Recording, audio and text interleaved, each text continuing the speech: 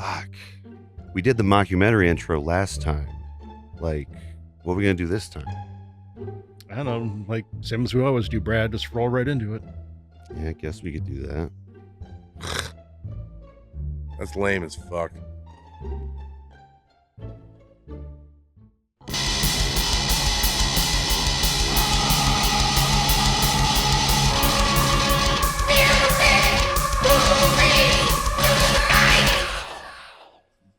Welcome back, everybody, to Music Movies Tonight. We're really glad that you came back for another one. This is number 9. You need to leave. And we decided to get into a little nostalgia this time for Music Movies Classic Tonight. documentary. We're watching a classic documentary from 1983. This is Spinal Tap. One of the biggest bands in the world. Through 2 decades, 17 classic albums, countless unforgettable concert triumphs, they changed the face of British rock music forever.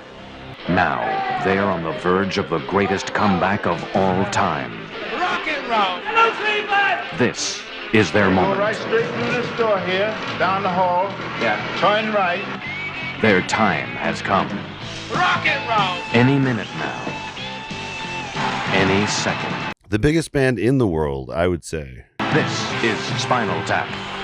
Especially right now. I mean, they're about to be a huge resurgence. I don't know, they might go on a world tour, I hope at least. We decided to just, now that we've done a lot of rock documentaries, well, not a lot, we've done we've done a handful. Yeah. We thought we'd dive into This is Spinal Tap, which is, an amalgamation of a lot of these that we've already Oh seen. my God. Chris Gaines was trying to be this Chris Spinal Gaines. Tap. Chris Gaines was also it was kind of a This is in the mockumentary. same vein. Yeah, it's like it This was is kind of a in the mockumentary. same It was just vein. played straighter in the Chris Gaines thing. In early 1991, Chris went back into the studio with producer Don Was to record a new effort he called Fornicopia. The album reflected the head-spinning highs and lows of the past few years of Chris's life. Regarding intravenous Demilo, this tasteless cover is a good indication of the lack of musical invention within. The musical growth rate of this band cannot even be charted. They are treading water in a sea of retarded sexuality. But I did wonder while this was happening, like how many people would have gone into the theater thinking like this is a serious documentary about a band. You know what I mean? So not a lot of internet back then. No. Who left that movie wanting to go, man, I've never even heard that Sex Farm song. Yeah, that right. was great. Did Where anyone can I find that single? And I have just one request. Would you play a couple of slow numbers so I can dance? Working on a sex farm. Through your bean field.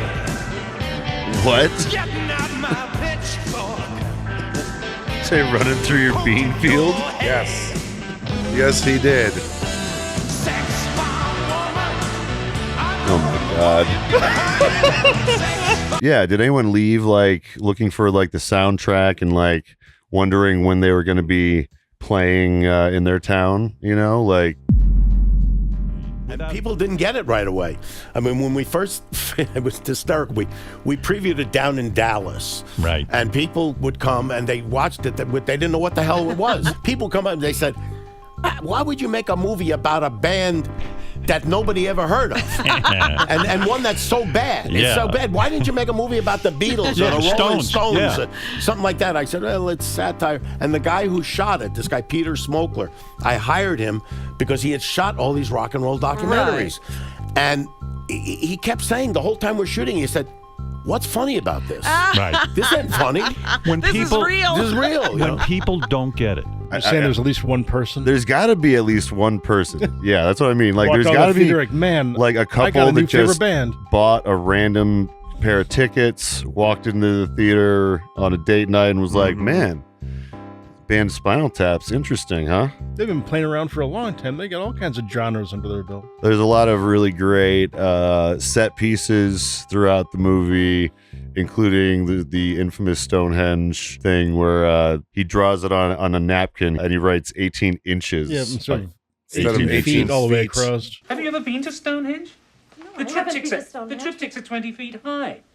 You can stand 4 men up them. Ian, I was This asked is to this build is a insane. triptych This isn't a 18 piece of inches scenery. high. Look, this is what I was asked to build. 18 inches, right here. It's specified, 18 inches. I was given this napkin. I mean, Forget this. Fuck the napkin. And, so they have this tiny henge that is dropped in the middle of the stage. It was the leprechauns that was doing. Little people. Well, no, the they were little leprechauns. people. No, you're right. You're right. Actually, looked they like were actually. They looked like they were yeah. dressed. I was about to correct you, up but no, to I think you're right. no, I should correct myself before I get into some kind of trouble. They were little people They looked dressed like to they be were leprechauns. dressed to be leprechauns. The little children of Stonehenge, beneath the haunted moon, at daybreak. Uh-oh. Too soon. They used it anyways. What the? But yeah, let's I guess let's back up a little and like explain this movie to maybe those that don't know about its existence. So this is Spinal Tap. This is Spinal Tap, is the movie. People might have heard of the guy Christopher Guest, who is known for this style of like mockumentary. He did Best in Show. Hey, I'm the best one here. What were some of the other ones, Dave? A Mighty Wind. Here's the thing, you can't have on a bill, especially a folk bill, you cannot have two people doing the same song. That doesn't work. They're just going to be flat out confused. Waiting for Guffman. And I'll tell you why I can't put up with you people, because you're bastard people. That's what you are. You're just bastard people, and I'm going home and I'm gonna bite my pillow. Is what I'm gonna do. Yeah, like anyway, the mockumentary though is like his bread and butter. Yeah. Like he's probably the best at it. But yeah, so the movie though, it's not directed by Christopher Guest. It's Rob Reiner. That's directing. I don't know that he's from All in the Family. All in the Family. He's involved in a lot of big like comedy movies throughout the 80s. He did also Stand By Me. 90s. Was that Stand? Rob Reiner? Oh yeah. Okay, Yeah. so he does some serious shit too. He's just like what's his name, also from Happy Days, and Ron from Howard? Ron Howard. Oh, okay. Just like Ron Howard, like they Okay. both kind of use these old comedy shows to transition into directing and light acting. Okay. And then they've just been directing bangers, whether it's comedy or drama or high art or low art, anything in between. both came What I'm saying is from- they both use the same kind of Jumping board. Yeah. literally in the 70s, 60s, and 70s, you know. They learned the craft yeah. like as children, like probably like so. Yeah, Rob Reiner is there. He's the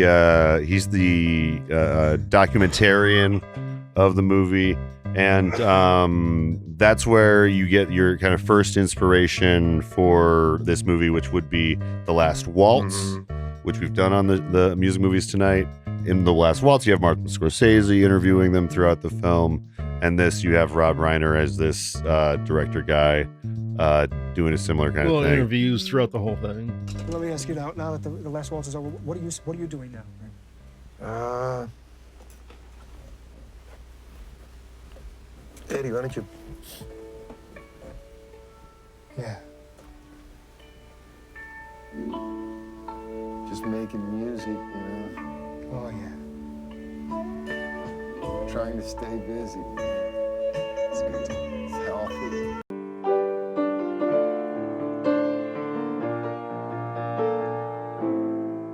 It's pretty. Yeah, I like it. It's a bit of a departure from the kind of thing you normally play. You know, very much like I'm really influenced by Mozart and Bach, and it's sort of in between though. It's like a Mach piece, really. What do you call this? Well, this piece is called Lick My Love Pump. Yeah. Playing it pretty straight, like he's probably the straightest The straight man in character. this. Yeah. Definitely. Yeah, we like, should talk about the rest of the cast too, because the whole cast is just.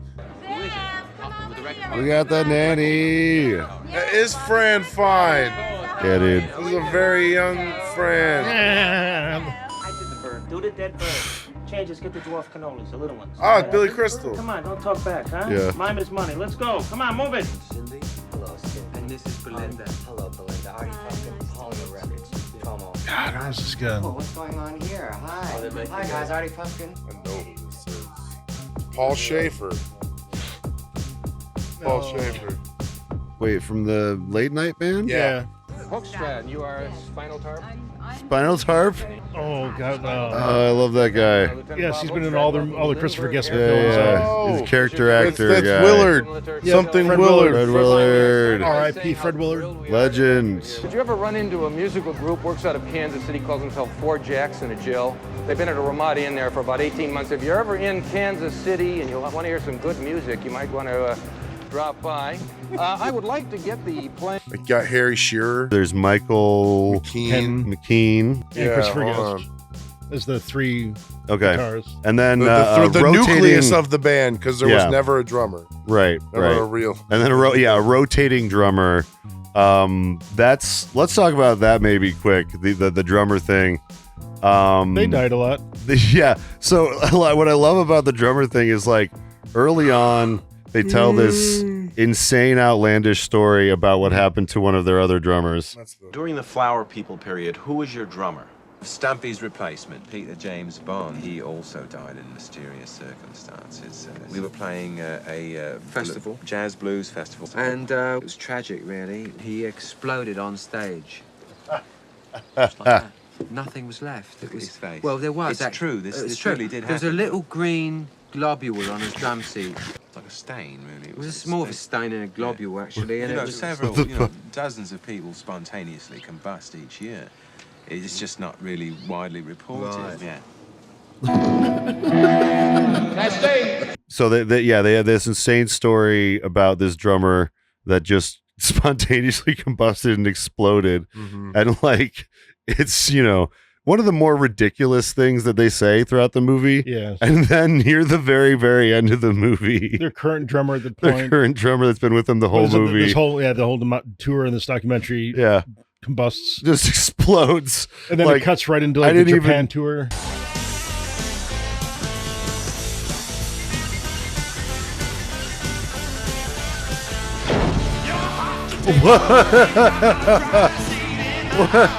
What just happened?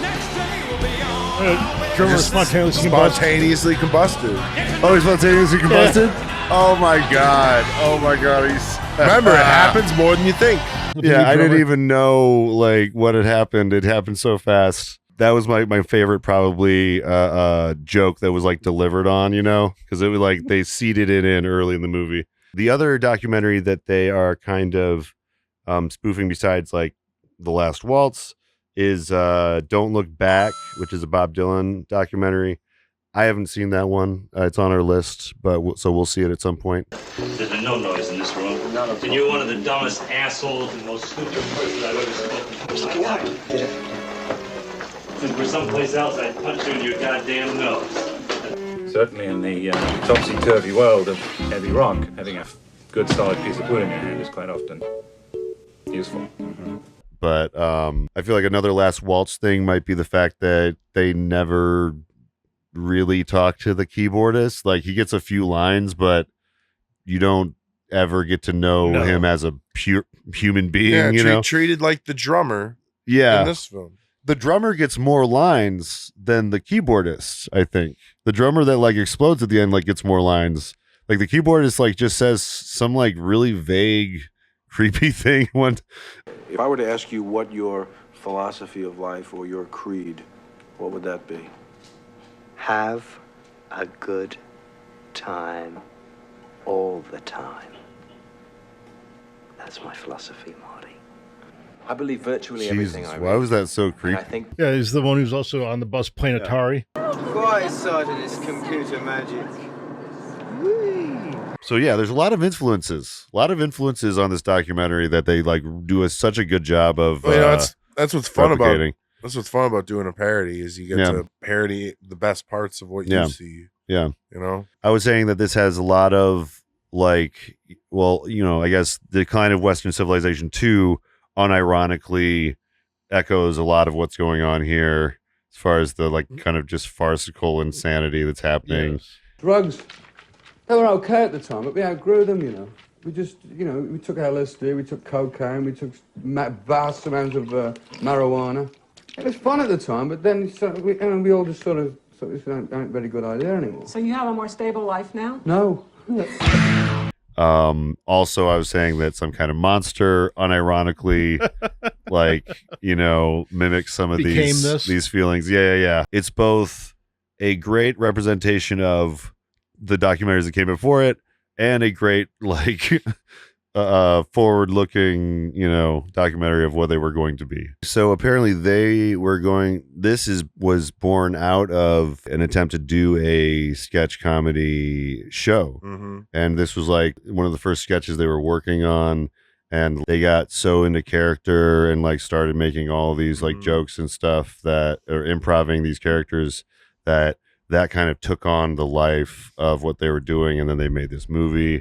You know, to go even a little deeper on that, what's kind of cool about this is that so Harry Shearer was on SNL like in the 79 to 80 season, right? Yeah. He came on to help replace Danny Aykroyd and John Belushi. And he did that, and then he did a little bit more in the 80s, and then he left. And then he got together with these guys, and then they did This Is Spinal Tap. And then for the 84 to 85 season, the guy was doing the guy that was producing, because it wasn't Lorne, he was doing his last season, and he was looking to just create like a really powerful cast. And that was the year that like Billy Crystal was on, and like Martin Short. Right. And Billy Crystal actually recruited Christopher Guest because they had just done This Is Spinal Tap. Wow. And then Christopher Guest became a cast member for the 84-85 season. Oh, okay. And with Fran Drescher, you know, she was in UHF. Mm-hmm. You know, there's like all these like cool comedy players that like are in a lot of those It's things. cool how all this stuff is just like interconnected. You didn't even realize it. Yeah.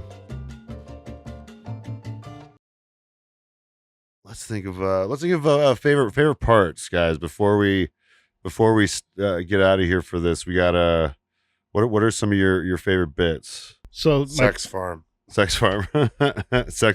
part is really good. The look on everyone's faces and stuff, and the whole crowd just like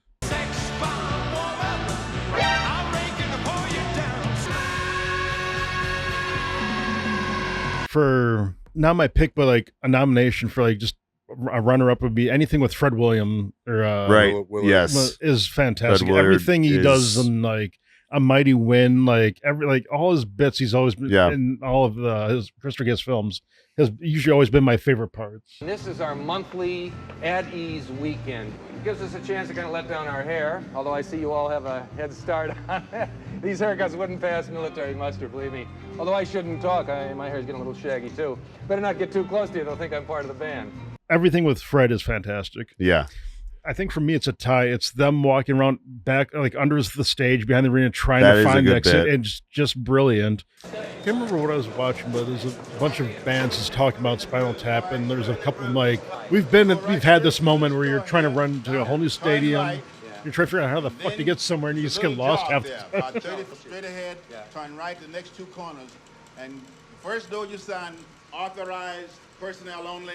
Open that door. That's the stage. All right, thank you. Thank you very much. Rock and roll. This way. Straight rock and roll. Rock and roll. Here we go. Hello, Cleveland. Hello, Cleveland. You must have made a wrong time.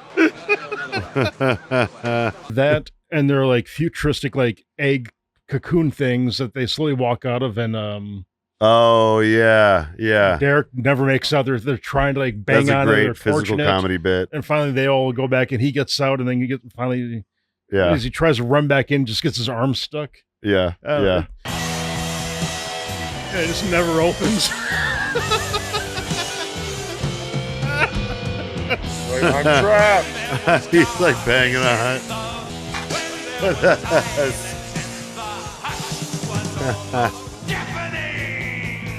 He's still trapped in there.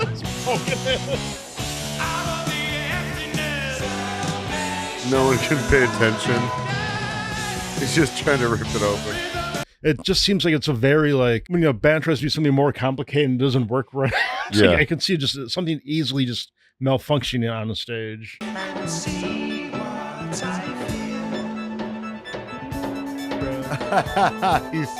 That's one thing that was interesting is like there was this complete like opposite thing going on where like the shows themselves were like shitty and like it was And kept clear they getting were on their worse, too. decline, but like they're acting like they're the biggest hotshot rock stars. We are the biggest names in music right now. Yeah. But like the stakes could not be lower. There was that one, I can't remember what show it was. It was it looked like an amphitheater. I think it was like the puppet one.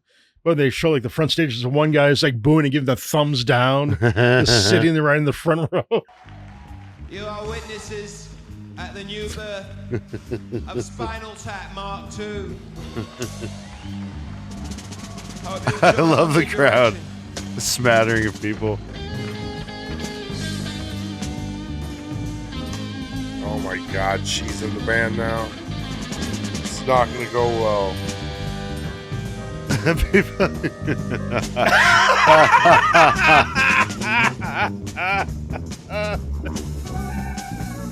What about you, John? Any standout? Oh, I mean, how about what was that? When the manager quit. Oh yeah, that's a good scene. And then they made Yoko Ono the yeah, they did the the blonde lady friend chick, the blonde lady friend, their manager. Right. Yeah, they did the classic girlfriend takes over trope of rock docs. Nigel gave me a drawing that said 18 inches. All right. I know he did, and that's what I'm talking about. Whether he knows the difference between feet and inches is not my problem. I do what I'm told. But you're not as confused as him, are you? I mean, it's not your job to be as confused as Nigel is. It's my job to... It's not exactly the first time you've messed things up, is it? Excuse me, this is a band meeting, right?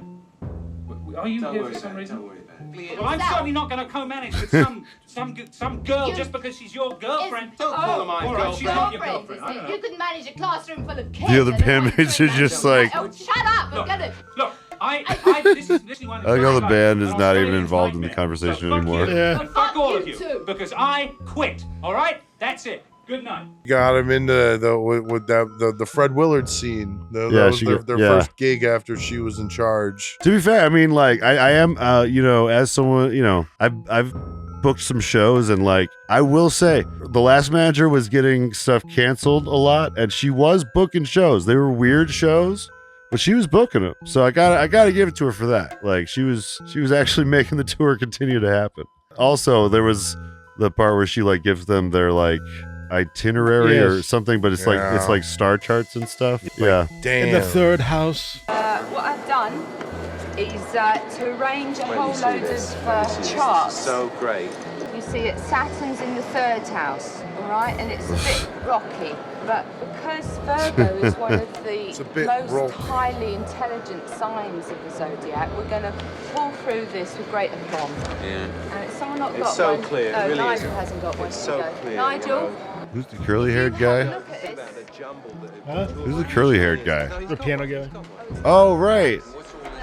They have like two guys that don't. Call me a piano. Yeah, them and the drummer. Yeah. David over the years. Yeah, I really. What was it? Music was great. I was gonna say probably my favorite bit that made me laugh the most was him using the violin on the guitar. Oh guitar yeah, that because strumming another one with his I foot. immediately got the reference. I was like, they're doing the Led Zeppelin. They're doing the except for The page. they're not doing the bow, which is like With what some makes back sense. ass words, Led Zeppelin. Yeah. It's like, oh my god, that must make the most horrific sound.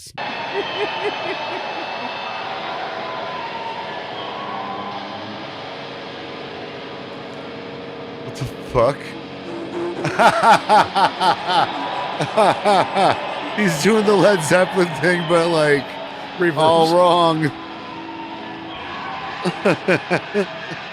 This looks absolutely perfect. I mean, it's the right. Oh, it's so stupid. Right? Such a Thinking good about bit. too, the other thing was the history of all their drummers. Like the first one, like a guarding accident, but they didn't really look. They didn't want to look Oh into it. yeah, They told that's right. Oh, the first one didn't explode. You're right. The second one, the first one died in a gardening. The second one, want you to explore it. He choked on vomit, but it wasn't his. Yeah, right. Remember, you can't dust for vomit. You know, you can't dust for and vomit. Just like their whole history of all the drummers all had just weird stories slowly as it progressed. Like they all just died. We watched one spontaneously combust. I feel Brad was like, "What just happened?" I feel like that must have been one of the earliest scenes that was shot because like so much lore is established in that particular interview, and like a lot of them are like really like smiling and like having a hard time like keeping it together.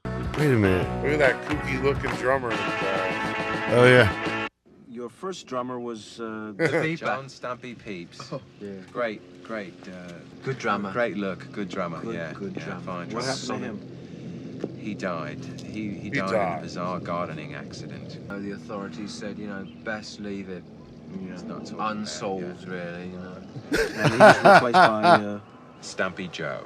Eric Stampy Joe Childs. And what happened to Stumpy Joe? Well, it's not a very pleasant story, but Jesus, he died. He choked on. The official explanation was he choked on vomit. It was actually someone else's vomit. There's no real. Well, they can't prove whose vomit it was, but they don't have facilities in Scotland Yard. You can't really dust for vomit.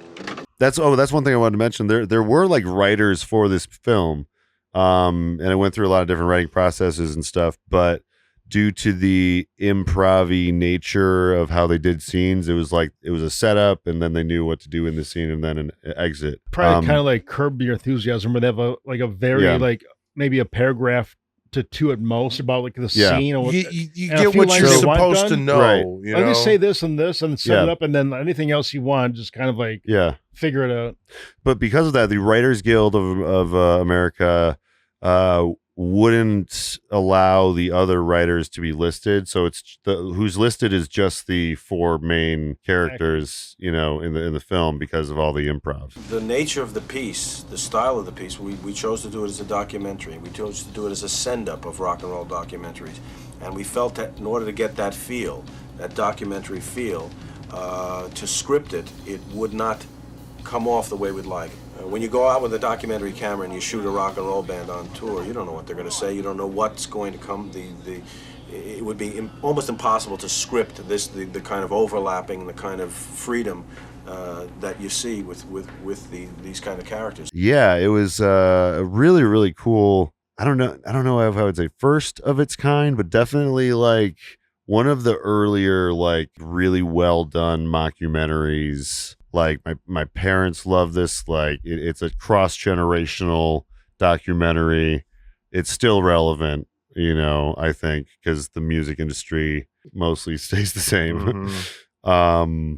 Yeah, I don't know. Oh yeah, I will say Big Bottom. The song Big Bottom is a 100% classic banger. Lyrics are amazing. And that is also my mom's favorite song. Bottom girls, man.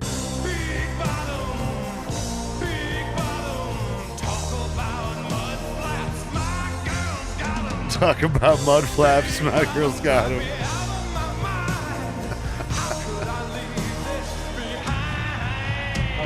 This behind. That's a pun. I didn't even realize that. Last time she watched this movie, she was quoting that song for months. But yeah, I'm really excited to see the new movie come out. Like it's been fucking 83, so that's 42 years. God, Jesus damn. Christ, that is insane. That is a huge like. I mean, we're getting a new Spaceballs too, which is crazy. So it's like, man, And that was I 87. still disagree with that. Spaceballs though, like they said it in that movie that they were going to make the sequel, The Search for More Money. You know what I mean? Which I they really hope announced this one the is called sequel. The Search for More Money. Yeah, if it's not called The Search for Then More I'll Money, riot. I riot. Absolutely, absolutely, Dave. I guess we'll all see each other in the You sequel. promised me. Spaceballs 2, The Search for More Money. Exactly, dude. So yeah, There's no barf though. Oh. Who's gonna play Barf Jr.? Hold on, it stopped at some point, but I think we got it. Most of that.